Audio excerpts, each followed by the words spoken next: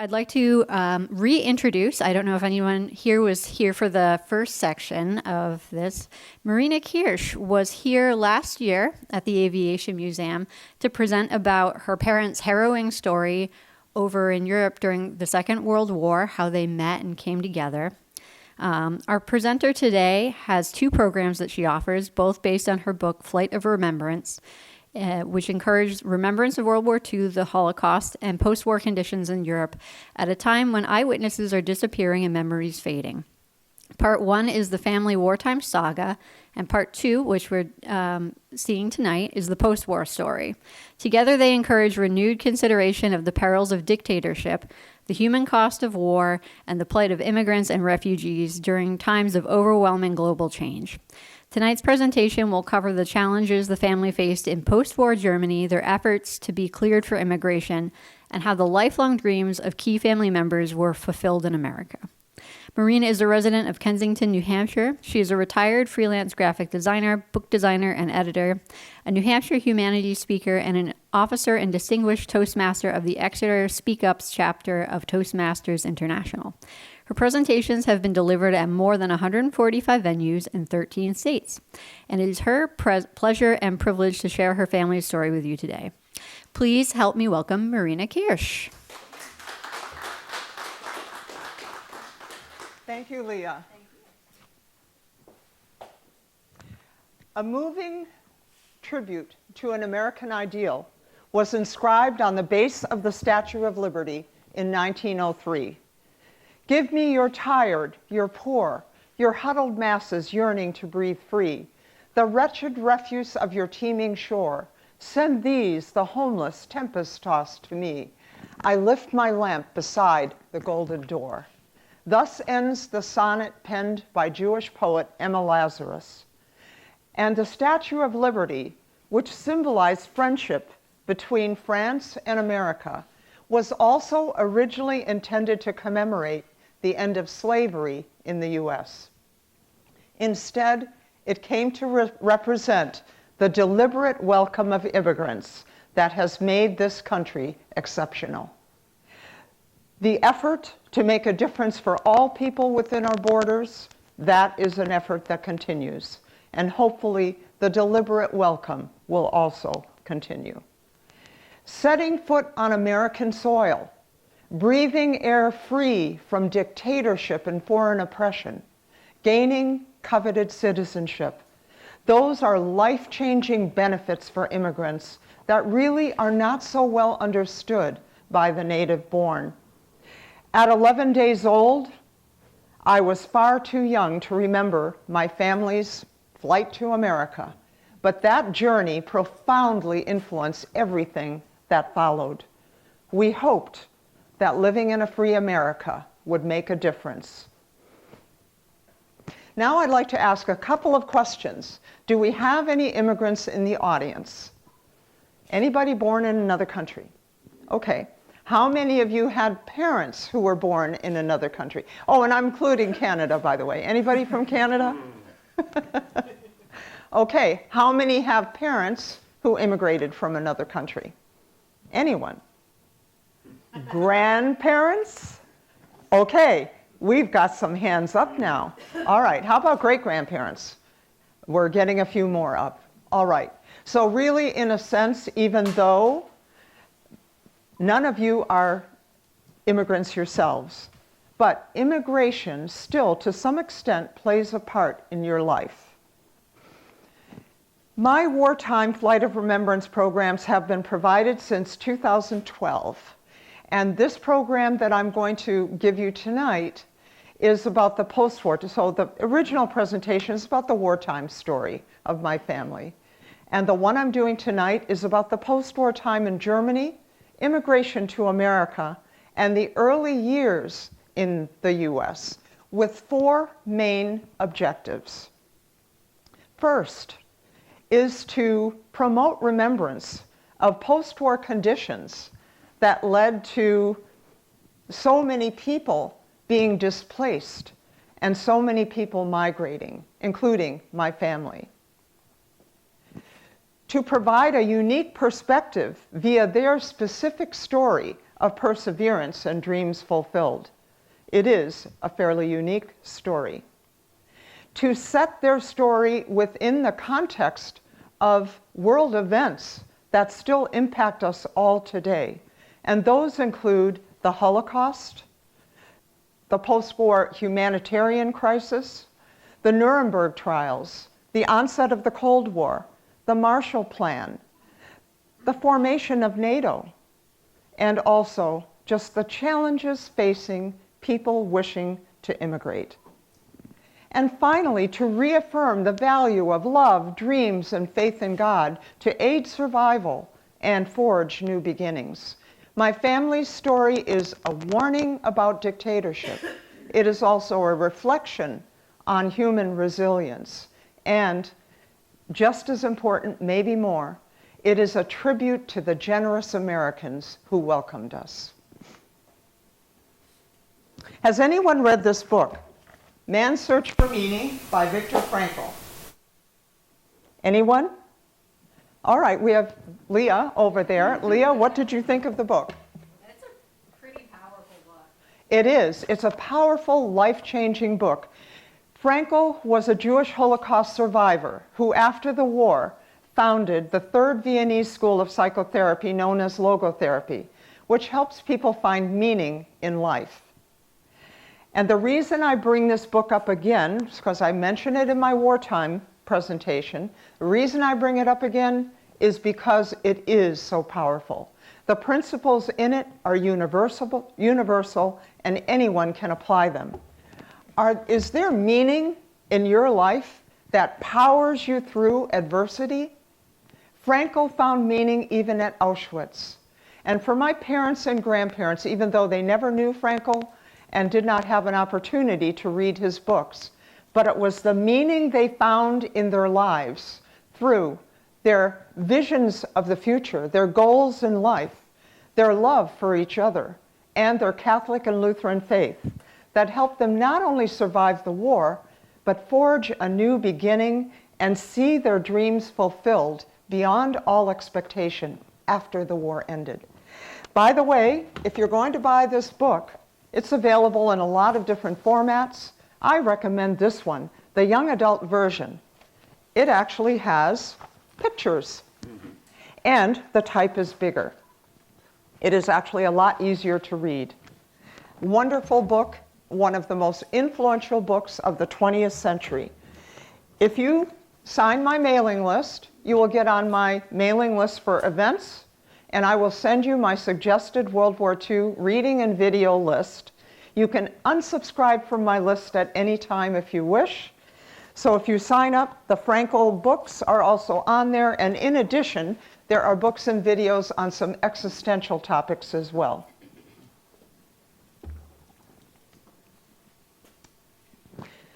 We don't need to know how our unlikely dreams will be fulfilled. They can be unlikely, but the important thing is that they be positive, purposeful, and persistent. And now I'm going to begin to illustrate how that works in the life of a family from the cover of my book. I'll do a little recap. Not all of you were here last year, and for goodness sakes, it's almost a year ago, so it might be good to have a little refresher, right? The man with the helmet, my father, Rolf Dutzman, a Latvian aeronautical engineering student, with a lifelong vision, goal, and passion for a career in aviation. It was his driving goal in life. In 1939, he fled with his family from Latvia to Germany before the first Soviet takeover. The family was not safe staying in Latvia. Most likely they would have been executed or deported by the Soviet regime. The only place that would accept them, because they were of Baltic German heritage, was Nazi Germany. The only country that would accept German people from anywhere in Eastern Europe. Now, it is a monumental paradox that the diabolical Nazi regime that murdered over 9 million people in the Holocaust was simultaneously the only refuge for people from Eastern Europe like my father and family. It is a paradox. But still, it was out of the pan and into the cauldron, because by the time this photo was taken, as you can see, Rolf was already drafted into the Luftwaffe, the German Air Force. Rolf and Lilo, here they are. They met in 1940 Berlin. They were married in November of 1944. Lilo had an unsettled childhood, and her driving goal in life was for a harmonious and supportive marriage and home life. My older brother Ingo, shown at age 2, born in post-war Germany. Now, flying in up top, a little illustration that I created from a photograph of my father, Rolf, flying a pre-World War II Latvian glider. That little icon, which I show the photograph in my wartime program, but that little icon represents his overarching goal in life to further the field of aeronautical engineering. Again, his goal, his passion. Now, there are a number of other people who also are very important to this story. One is my maternal grandmother Gertrude, shown at left in this photo at age 9. She was born in what today is Poland, but at the time it was part of Germany. And from a young age, she had a beautiful soprano voice, and she wanted to be an opera singer. She was already training to be an opera singer at this point, but then her goal in life was derailed by World War I and the death of her mother. Then, 2 decades after the right photo was taken of Gertrude with my mother Lilo in the baby carriage, Gertrude's dream was derailed again, but not extinguished by World War II. Another person who's a very major protagonist is my grandfather Ernst, my paternal grandfather, shown at left in Latvian military uniform with his family. My father, Rolf, is third from left, and they're with his sister Ruth and his mother Maria. Now, Ernst had a dream too. From the youngest age, sitting on a hillside of his family's farm in Latvia and gazing out at a sliver of the Baltic Sea on the horizon, his dream was always the same. He wanted to be captain of a ship bound for America, but that wasn't possible before or during the World Wars. After the family arrived from Latvia in Germany, so they were at the whim and mercy of Hitler and the Nazi regime, and Ernst was eventually drafted as a major into the Wehrmacht, the German army, and was sent to train under Werner von Braun for V-2 rocket inspection. After that facility was bombed, he was sent to the heart of Germany to a top-secret underground installation called Mittelwerk. Has anyone heard of Mittelwerk? Okay, a number of you have. And it was there that Ernst had to work for the last 14 months of the war as chief inspector of the V-2. I give more information about that during my wartime program. Toward the end of the war, both Rolf and Ernst were held in Allied prisoner of war camps. And maybe most surprising to American audiences is the fact that no one on either side of my family joined the Nazi Party or supported Hitler. That was confirmed not only by my parents' statements, but I was relieved to also see a German database listing all Nazi Party members a number of years ago. I checked every name in my family, immediate family, extended family. Not a single name is on that list. I was happy to find out. Whether communist, Marxist, fascist, Nazi, dictatorship usually leads to catastrophe. And it also should include some modern brands of absolute leadership that we're seeing more and more of today. Catastrophe is usually the result. Nazism in Germany led to a degradation of moral standards and truth. It led to genocide. It led to a worldwide conflict that incinerated the lives of 50 to 70 million people worldwide. And it also destroyed much of Europe, leaving much of Europe, especially Germany, a humanitarian disaster site. So authoritarians tend to wreak their havoc. And once creeping authoritarianism gives rise to an all-out grasp for power, both representative government and human rights often quickly vanish. Germany was inundated by 11 to 14 million homeless, hungry, destitute refugees and displaced persons from slave labor, concentration, and POW camps, and from surrounding countries where German people faced retribution, murder, and expulsion after the war.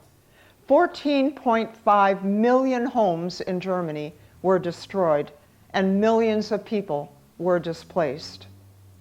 Like the people in this photograph from German archives, my mother Lilo and grandmother Gertrude fled the advancing Soviet troops from Eastern Germany to Western Germany, 120 miles across mountainous terrain with only what they could hand carry. And now, a spoiler alert. You'll have to read in the book about how Rolf and Lilo, after almost a year of not knowing whether the other was still alive, how they were miraculously reunited after the war, largely thanks to the determined effort of my grandmother Gertrude, who is a major mover and shaker in this story. And in addition, another tidbit I'll throw out, how Lilo orchestrated Rolf's escape from POW camp. That actually happened. There was no EU in Germany at the time, as there is today for fleeing Ukrainians.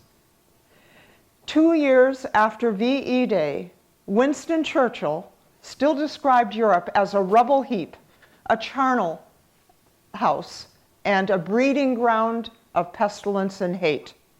But then, in 1948, under US leadership, the Marshall Plan began to rebuild the broken economies of Europe and to encourage democracy in order to prevent further communist takeover. A little geography now. Germany after the war was divided up into 4 occupation zones based on the 4 Allied powers. Does anyone know what they were? You might tell by the flags. Just shout it out if you know. Soviet, American, England, and France. Yes. And there were 2 more. Here, I'll give it to you. British, Soviet, American, and French. Rolf was held in an American POW camp in the American zone, but the area where he was at was turned over to the French a bit later, so then he was in a French prisoner of war camp. When he fled with Lilo's help, they escaped northward into the British zone. Ernst was held in an American POW camp in France, and upon release, he obtained a job in Bavaria, so he was then in the American zone. And all of Lilo's family members, with the exception of her mother, and including her father, remained trapped in the eastern part of Germany that came under Soviet control. They were near Berlin. Here it comes flying in. Berlin also was divided up itself into 4 zones. But her family remained trapped there, and she never saw any of them again, including her father. By 1946, many of the countries of Europe were unfortunately trapped behind the Iron Curtain, a term popularized by Winston Churchill to describe the military, political, and ideological divide that existed between the Soviet Union and the West. Here you can see in red the countries that remained part of the Soviet-controlled Eastern Bloc after the war. Many people feared further Soviet takeover, and that included my family members. It was one of the greatest fears of people all across Europe.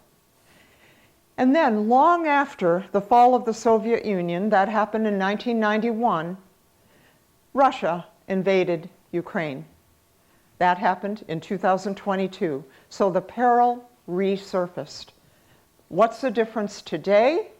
The difference today is that NATO is a protecting influence for most of Europe, which has experienced existential risk all throughout its history, most of the countries of Europe. And in addition, the EU today provides aid and resettlement to millions and millions of people. It was in the immediate post-war time, as I go into greater detail in my wartime presentation, that Rolf and Lilo found out about the Holocaust. Did they suspect something? Maybe. But I can say this, whereas everyone in Germany knew that concentration camps existed, what they didn't necessarily know, unless they were in the upper echelons of the military, the government, and industries that supplied the camp, they didn't necessarily know who was sent there, how many people were sent there, how they were treated upon arrival, and they didn't necessarily know that genocide was being perpetrated. Over 9 million people lost their lives in the Holocaust. But as in Russia today, the Nazi regime dismantled the independent press, controlled all media, and churned out propaganda that did help to keep many people in the dark until foreign post-war publications divulged the terrible truth. In the post-war time, post-war historian and journalist Marian Tursky once said, "Evil comes step by step." The Holocaust didn't fall from the sky all of a sudden, but took hold gradually as small increments were publicly accepted by people until ghettos and extermination camps resulted. So again, when authoritarianism takes hold and there is a grab for power, representative government and human rights will quickly vanish.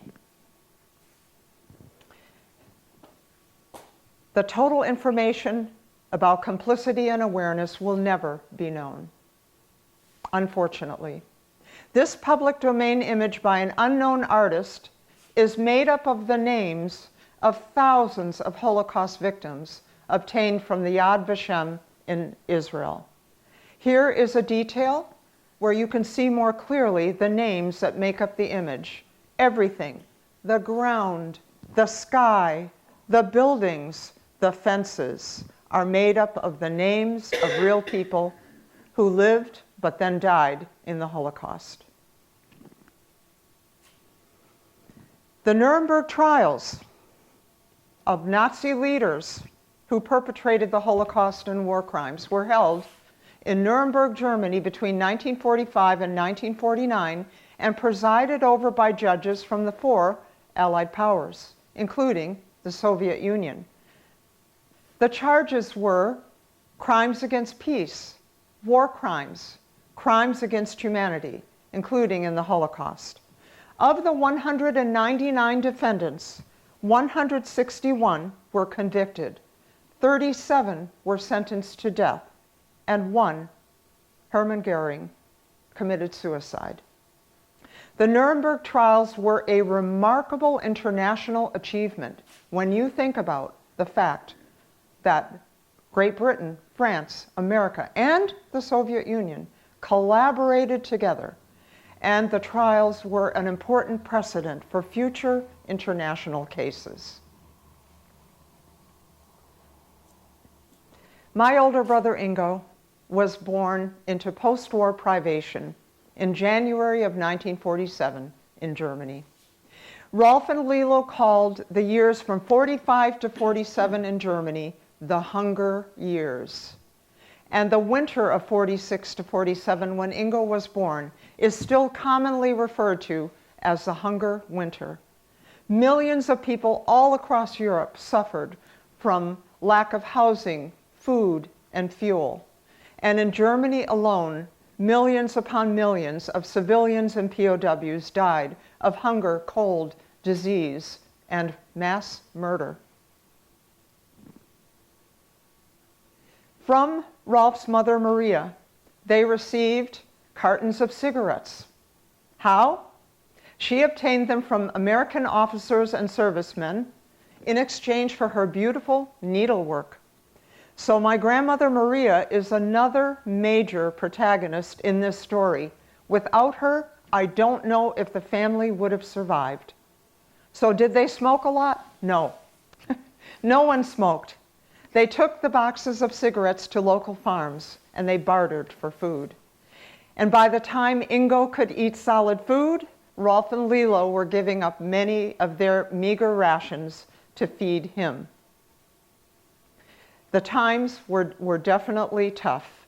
Rolf and Lilo felt fortunate to find a small flat with a shared bath downstairs, but no other comforts. And that winter in the frigid apartment, Ingo got frostbite. The next day, Lilo joined a group of people stealing coal from a train. They were arrested, fined, released. Later on, she said about that and about other things, she said, "We ate and did things after the war that under normal circumstances we would never consider eating or doing." Yes, indeed. But still, Rolf and Lilo felt grateful and blessed to be alive and together with a roof over their heads.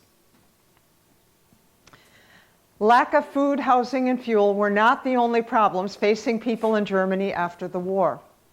Currency reform was looming. And for many people in Germany, that meant that whatever life savings they had would soon be gone. The Allied occupation zones were forced to turn over all old currency in order to receive aid under the Marshall Plan. So Rolf and Lilo made a decision. Aeronautical engineering was banned in Germany after the war. Rolf's career prospects didn't look so good. They decided to prepay a course in automotive engineering for him that would result in a automotive master's degree, which would augment the aeronautical master's degree that he already possessed. It was a wise decision for Rolf's future. Meanwhile, Ernst, my grandfather, always the innovator, he had a great idea. Living in Bavaria, housing is scarce, he built a tiny 3-room cottage from a huge wooden crate that had been used to ship a bulldozer from America. It had beds and seating built directly into the walls to conserve space. And with a second crate, he added a porch onto the front. He was decades ahead of the tiny house movement. And pretty soon, copycat crate houses began appearing in the area.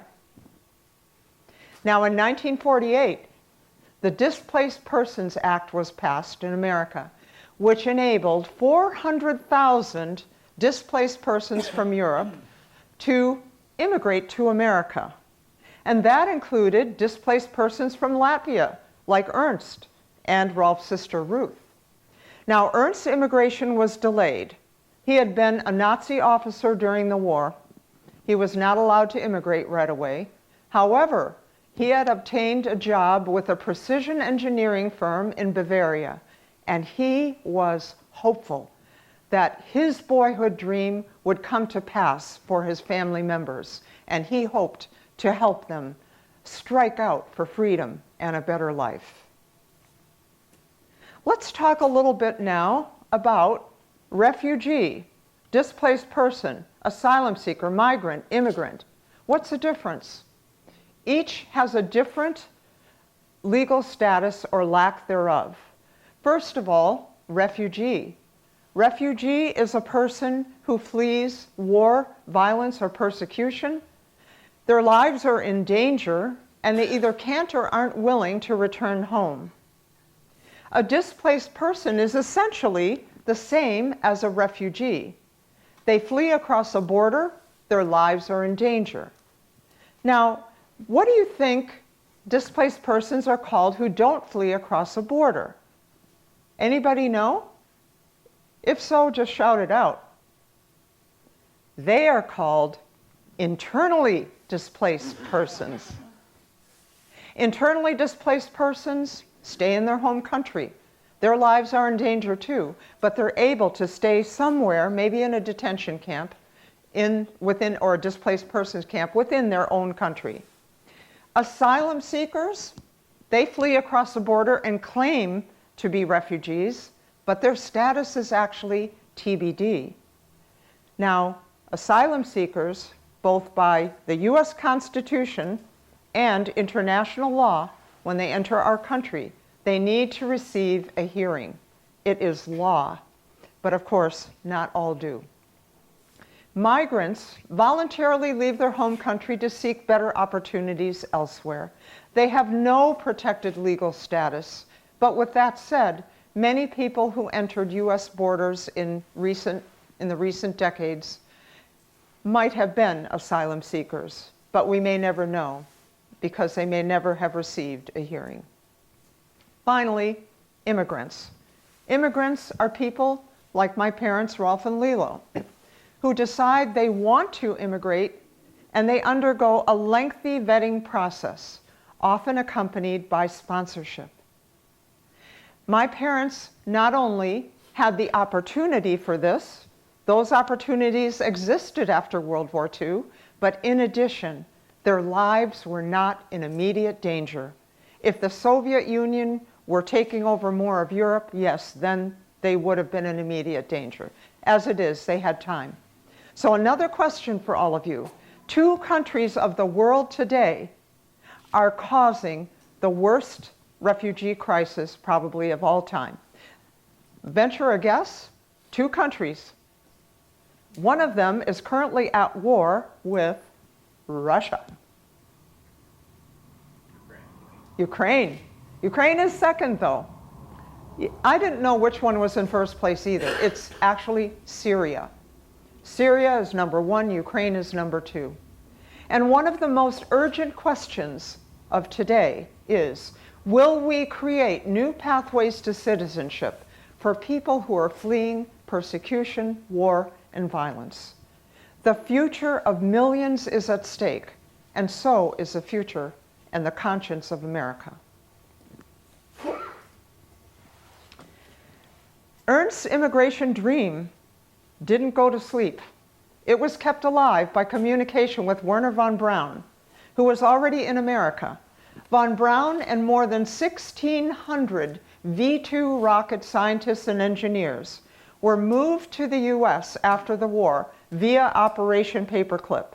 Operation Paperclip was a top secret, quite controversial effort to recruit German scientists for Cold War initiatives, including the US space program. Von Braun often sent American magazines and periodicals to Ernst, who then shared them with Rolf. They saw ads for beginning engineers in America, $500 a month. It was a rate of pay unheard of in post-war Germany. So Rolf continued to dream. But then something else happened. He too obtained a job at the same precision engineering firm where Ernst was already working. But Rolf and Lilo were living in the northern part of Germany, and Ernst and Maria and Ruth were down in the southern part of Bavaria, and housing was scarce. So now we're going to have a little competition here. I'm going to throw out 3 ideas as to what Rolf, Lilo, and Ingo did for housing. And I'd like you to raise your hand when you think I'm telling you the one that you believe to be the truth. And then we'll see who wins. The first option is they pitched 2 tents outside the crate house and they camped out. Who thinks they camped out? Okay. Well, 3 people. Okay. Remember which one you guessed. The second one is They moved into the crate house that was already cozy for 3 people and then was completely overwhelmed by 6. Who thinks? 1, 2, 3, 4, 5. Kip, do you have your hand up? Okay. And the final one is they moved into a flat nearby in a house that was housing 6 families, and they shared the flat with 1 other family. 2 rooms. Who thinks they did that? Wow, we've got a wonderful cross-section of answers here. Okay, who guessed that they camped? Raise your hand again.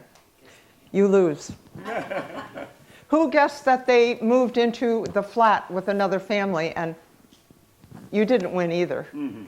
Who guessed that they moved into the crate house? It was crate house invasion. Now 6 people in a cottage that wasn't even big enough really to accommodate 3. Cozy quarters led to many conversations where Ernst encouraged Rolf and Lilo to seek immigration to America. Mm-hmm.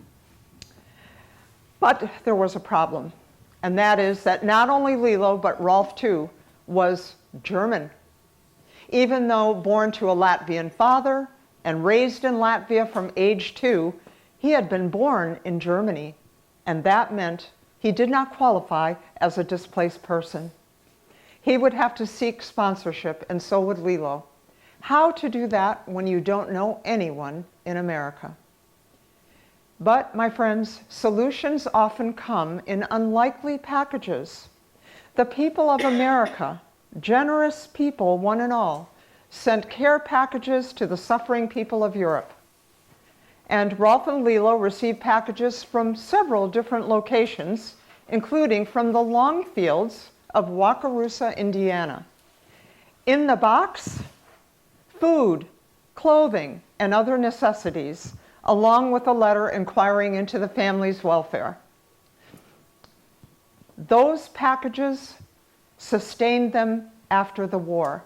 They helped them to survive, and they were their first introduction to Crisco, Cairo syrup, and one other American staple. Shout it out, it's canned meat. Spam. Spam! Life-saving calories, long shelf life, and delicious to boot. They would tell you, delicious. And by the summer of '47, Ingo was looking quite well fed.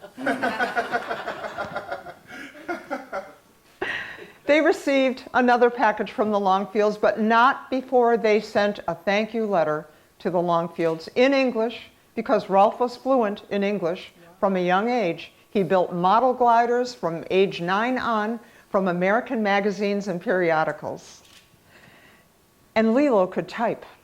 So they had another idea. They received a second package from the Longfields, and they thought, let's send them another letter. They sent them a letter asking whether the Longfields might know anyone who would like to sponsor a German family for immigration to America. It included a couple of photos, including this one. The reasons they gave were their fear of further Soviet takeover and the poor career prospects for Rolf in Germany. The answer from the Longfields was not long in coming. They replied, yes, we ourselves would be happy to sponsor you. Rolf and Lilo were totally elated. They applied right away. They found out they were number 20,840 on the list of immigrant hopefuls.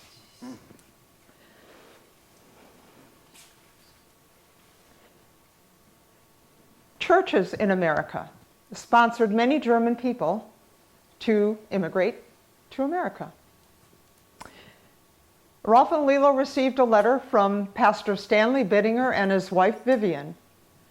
He was the pastor of the church where the Longfields were members in Wakarusa, Indiana.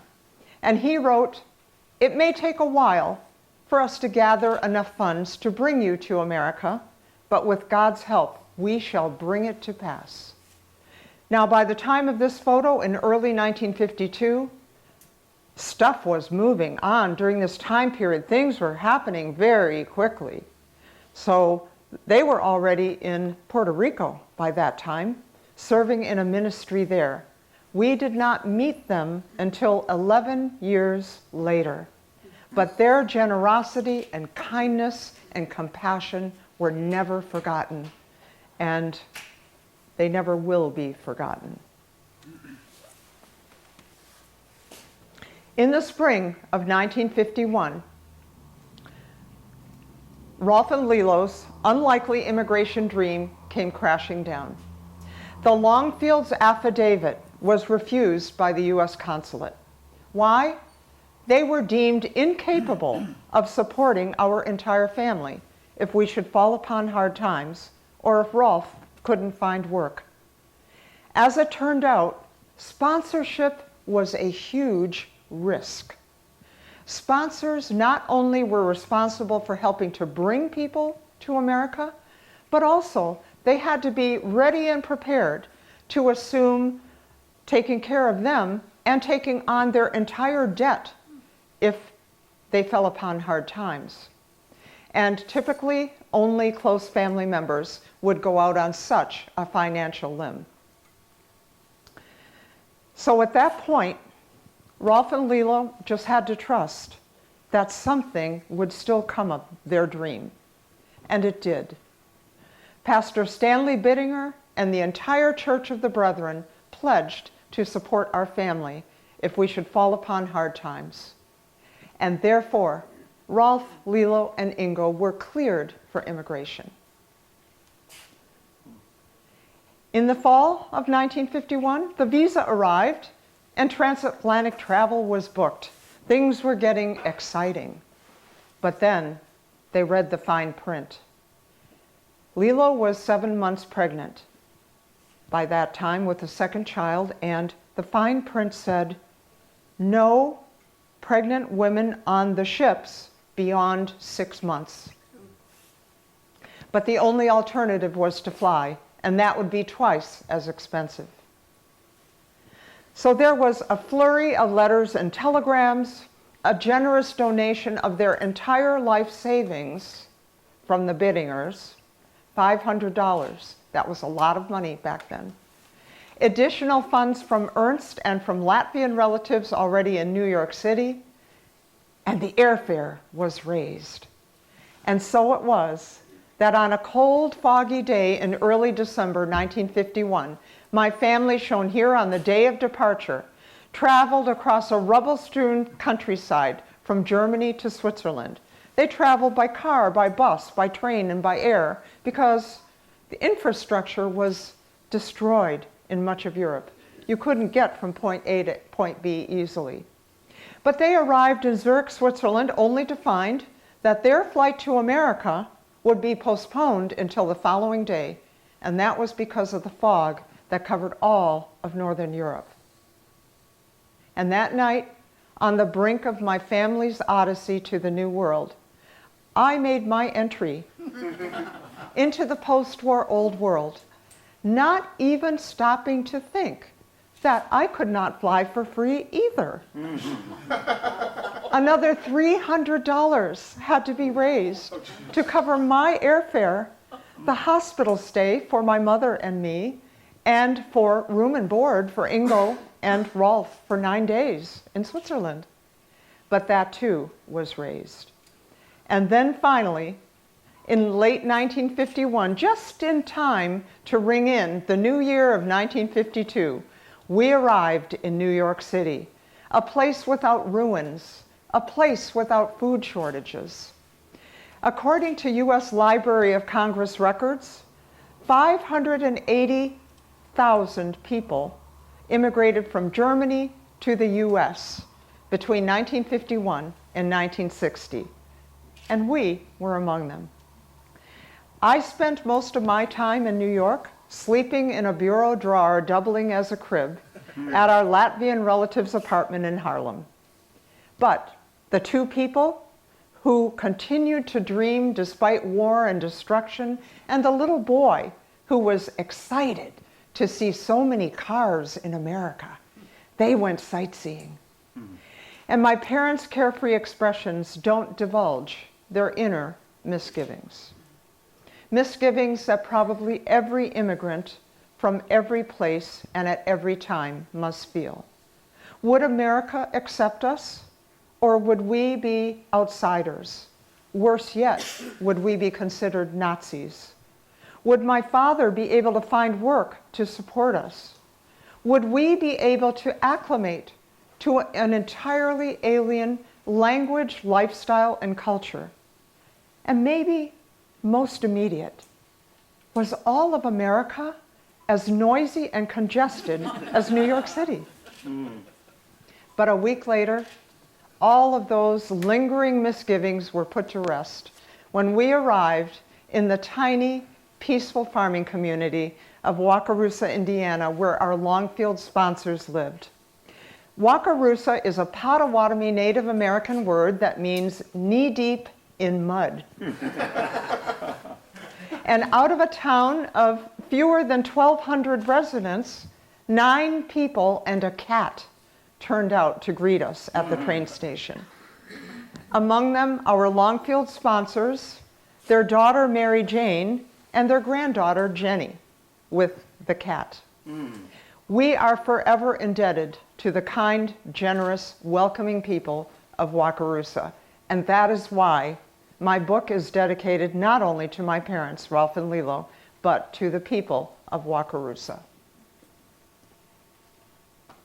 Shortly after arrival, the Longfields helped Ingo celebrate his 5th birthday with an American-style birthday cake with candles. A reporter was there and wrote a human interest story, including this photo. What the article included launched our American dream, or I should say, the next phase of our American dream, because it talked about Rolf's technical skills and the fact that he was looking for his first job in America.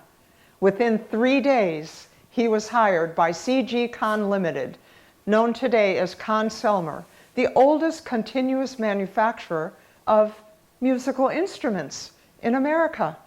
And even though that job was not yet in Rolf's chosen field, still, to Rolf and Lilo, it confirmed that in America, anything and everything was possible. With his first paycheck, Rolf purchased a 1939 Ford. First paycheck. It didn't work in reverse. It didn't have seat belts. Didn't matter. Rolf installed the seat belts himself, and as for reverse, forget about it. We were off to the future. Once his income allowed us to rent a 2-story house and replace the old Ford with a 51 Kaiser, the generous people of Wakarusa sprung into action. They took every chance to give us that full welcome. They furnished the house. They supplied appliances. They stocked the pantry and the refrigerator with food, all those wonderful, healthy American food items. And in addition, a shower was held at the church. Linens, dishes, pots and pans, all the trappings of a real American household were gifted to us by those generous people of Wakarusa, the generous people of knee-deep in mud. In early 1952, again, bang, bang, bang, things were happening in quick succession. Ernst realized his boyhood dream to immigrate to America. Not only that, but to be captain of a ship immigrating to America. Well, he wasn't the captain of a ship, but he and Maria boarded a ship bound for America. And as I see it, for the first time in his life, with his technical skills no longer bound to the military of Tsarist Russia, he served in the Tsarist Russian army in World War I, for those of you who weren't here last year, of Latvia, where he served between the 2 world wars, and of Nazi Germany, where he was drafted after arrival. His skills were no longer tied to any world regime, and he became the captain of his own destiny. That is how I like to see it. Ernst, Maria, and Ruth moved into the 2nd story of our rented house, and soon, with 4 family members working, they managed to repay everyone who had helped us. Next, it was time for my grandmother Gertrude. Lilo's dream of a harmonious and supportive marriage and home life had come to pass.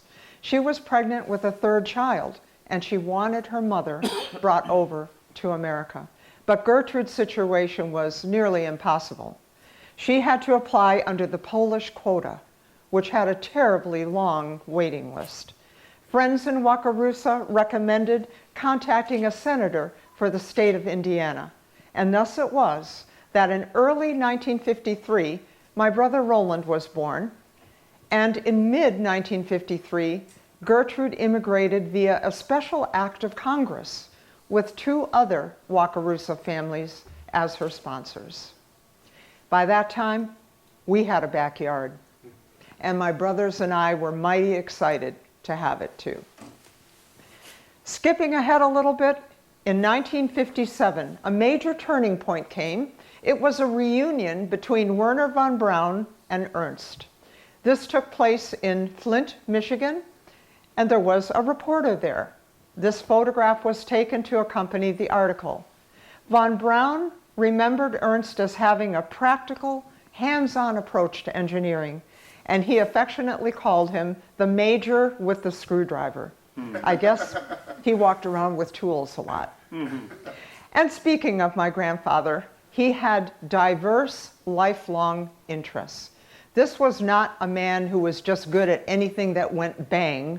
That was what my father used to jokingly say about my grandfather. He was a munitions expert, basically. An expert at anything that went bang. But his lifelong interests were astronomy, photography, radio technology, and anything metaphysical.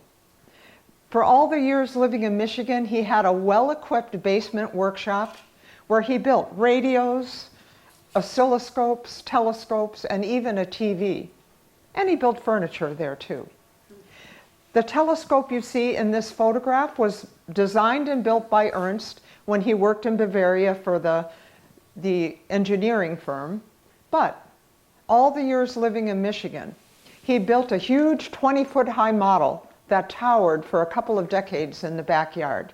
And before an important celestial phenomenon, he spent hours preparing in order to show my brothers and me and my friends the wonders of our solar system, the craters of the moon, the rings of Saturn, and the remnants of ancient seas on Mars.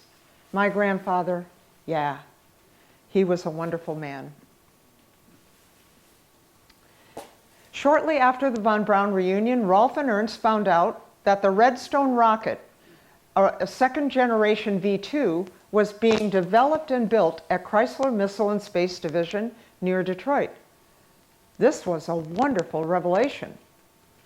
For Rolf and Ernst, who had fled Soviet takeover in Europe, and who had witnessed firsthand the ruination of Germany by Nazism, they wanted to use their skills and their newfound freedom to support the oldest and most powerful democracy on earth. They applied for citizenship and became naturalized later that year, and then they were almost immediately hired by Chrysler Missile and Space Division as senior aerospace engineers. Shortly after that, my mother, my older brother Ingo, and I were also naturalized. The only natural-born citizen in this photo, my younger brother Roland at front left.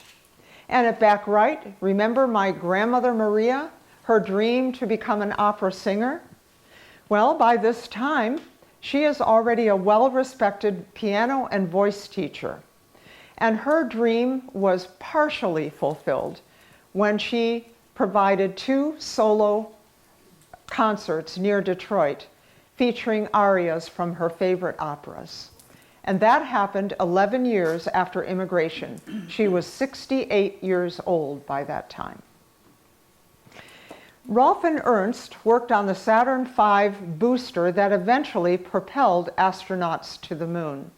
And Ernst worked long beyond retirement age in the gyroscope department, designing rocket guidance systems. In 1965, Rolf and another Chrysler engineer designed a workstation capsule which was portable and was used to protect, would be used to protect astronauts working outside a spaceship or a space station. Now that project remained on paper, but it further established Rolf's reputation in the industry. By that time, he was already heading a team of engineers that designed and built components of the Saturn 1B rocket for the mounting of the Apollo capsule, shown here in final stages of assembly in 1967. And those components were later used successfully in all of the Apollo moon missions. Rolf was also the US correspondent for an international magazine called Flug Revue, or Flying Review, which is still published today in French, German, and English. He was the US correspondent for all NASA missions occurring during those very, very important years. He covered the Saturn V. He covered the Saturn 1B. He covered the Apollo moon missions and the early space shuttle flights. Amazing to me, and this is how dreams and goals and passions in life work. It's amazing to me that not only were Rolf's boyhood dreams not derailed by the chaos and destruction of war, but they actually expanded into a key role in the emerging US space program. I find that totally amazing. After retirement, Rolf found new meaning in his life by sharing his skills, knowledge, and enthusiasm for aerospace engineering with thousands of children and adults around the Granite State. He taught young astronaut programs, model rocketry, and he also did aerospace consulting with teams of teenagers. He became known as the Rocket Man of the Lakes region. He and my mom lived in West Alton, New Hampshire, right on Lake Winnipesaukee for many years, then later on in Belmont. But for over 30 years, no matter where he lived, he worked with kids and adults. He also donated his entire recreational model rocket collection, a wind tunnel, and a flight simulator to local organizations, including Win Aero, which is still located today at Laconia Airport. How many of you know about Win Aero? Anybody heard of it? Well, they teach young people from, I think, grade 3 right up to senior in high school about aerospace engineering. In 2008, Rolf gave 2 presentations at the Christa McAuliffe Planetarium, known today as the McAuliffe Shepard Discovery Center. The title was The Age of Big Rockets, and he talked about his experience in the US space program during the years he worked in it. He also donated his entire historical rocket collection and his entire collection of original NASA photos to the planetarium. The lives of my parents, Rolf and Lilo, illustrate how important love, dreams, vision, and faith in God are. In the family history that they wrote in the early 1990s and passed on to their children and grandchildren, they closed that volume with these words: "By trusting our Lord and putting our life into His loving hands, we recognized our miracles. And someday, looking back at your own life, so will you."